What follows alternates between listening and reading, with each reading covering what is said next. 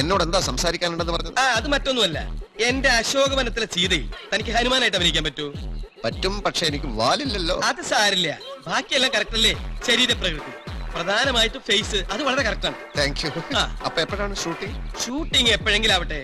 താൻ ഹനുമാനായിട്ടൊന്ന് അഭിനയിച്ച് കാണിക്കേ. ഇവിടെ ഒരു സാധനം. ഇതാണ് ഹനുമാന്റെ ഗദ.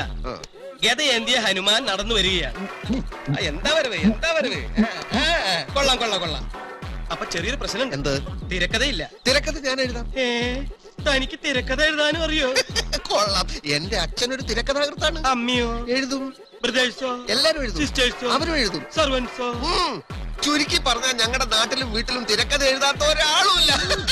ഞങ്ങള് രാത്രിയിൽ ഇങ്ങനെ തിരക്കഥ, പകല് ഞങ്ങൾ ഈ തിരക്കഥകളൊക്കെ എടുത്ത് കൊട്ടയിലാക്കി തലച്ചുമടായി കൊണ്ടു നടന്ന് വിൽക്കും. തിരക്കഥ വേണോ തിരക്കഥ, തിരക്കഥ വേണോ തിരക്കഥ. അങ്ങനെ ഒരു ദിവസം കോരപ്പുഴ പാലത്തിന്റെ അടുത്ത് വെച്ച് എന്റെ കൊട്ടയിലുള്ള 5-6 തിരക്കഥകൾ പ്രിയദർശൻ വാങ്ങിച്ചോണ്ട് പോയി. പ്രിയദർശനോ?